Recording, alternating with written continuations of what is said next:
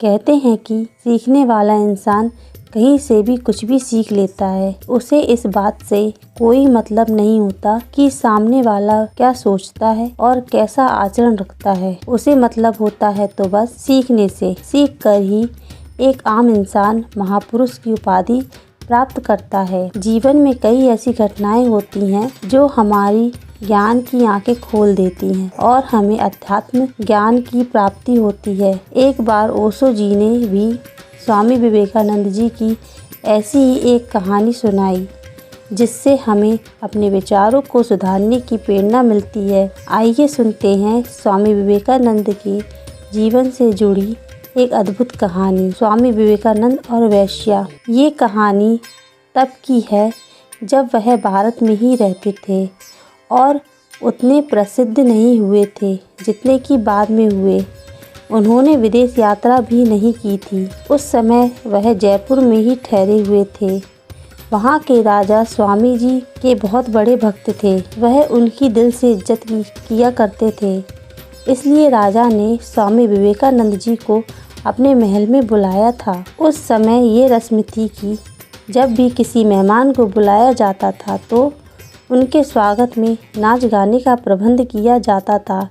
इसी रस्म के अनुसार स्वामी विवेकानंद जी के स्वागत के लिए भी राजा ने भारत की सबसे सुंदर वेश्या को आमंत्रित किया था। सब कुछ तय हो जाने के बाद राजा को ये एहसास हुआ कि स्वामी जी तो सन्यासी हैं। उनके स्वागत के लिए वेश्या को नहीं बुलाना चाहिए था। एक सन्यासी के लिए वेश्या की क्या ज़रूरत? कहाँ स्वामी जी इतने बड़े महापुरुष और कहाँ वो वेश्या? स्वामी विवेकानंद जी उस समय तक सीखने की ही प्रक्रिया में थे। इसलिए जब वे राजा के महल में आए तो आते ही उन्होंने वेश्या को देखा। वेश्या के बारे में पता लगते ही स्वामी विवेकानंद जी उसी समय एक कमरे में गए और खुद को कमरे में बंद कर लिया। उन्हें डर था कि कहीं उस वेश्या को देखकर उनकी काम वासना शक्ति न जाग जाए। राजा बाहर से उन्हें बुलाते रहे लेकिन स्वामी विवेकानंद जी ने बाहर आने से साफ मना कर दिया। राजा ने माफ़ी भी मांगी कि उन्होंने आज तक किसी सन्यासी का स्वागत नहीं किया, इसलिए उनसे भूल हो गई। लेकिन स्वामी विवेकानंद जी नहीं माने और अंदर ही बंद रहे। राजा निरंतर प्रयास कर रहे थे कि स्वामी विवेकानंद बाहर आए। वह वेश्या भारत की सबसे सुंदर और प्रसिद्ध वेश्या थी। अगर उसे वापस भेजा जाता तो ये उसका अपमान होता। राजा बुरी तरह फंस चुके थे।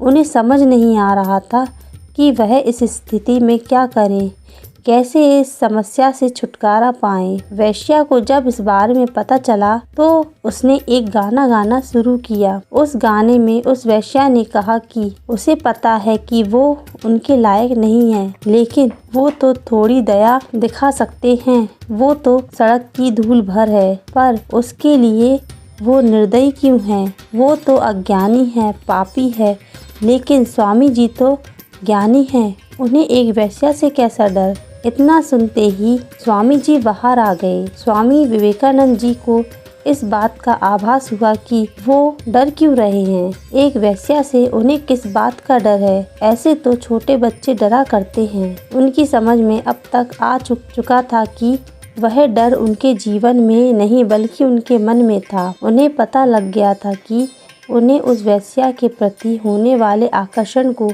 अपने मन से निकालने से ही उन्हें मानसिक शांति प्राप्त हो जाएगी। ये ज्ञान प्राप्त करने के बाद उन्होंने उस वेश्या के पास जाकर कहा कि अब तक तो जो उनके मन में डर था वह उनके मन में बसी वासना का डर था, जिसे उन्होंने अपने मन से बाहर निकाल दिया है। इस चीज़ के लिए प्रेरणा उन्हें उस वेश्या से ही मिली। उन्होंने उस वेश्या को पवित्र आत्मा कहा, जिसने उन्हें एक नया ज्ञान दिया। इस ज्ञान की प्राप्ति के बाद स्वामी विवेकानंद जी ने आध्यात्मिकता की एक नई ऊंचाई प्राप्त की, जिससे वह संपूर्ण विश्व में प्रसिद्ध हो गए। स्वामी विवेकानंद जी की इस कहानी से सीखने को तो यही मिलता है कि हमें इस बात का ज्ञान होना चाहिए कि हमें संसार में वही दिखता है जो हम देखना चाहते हैं।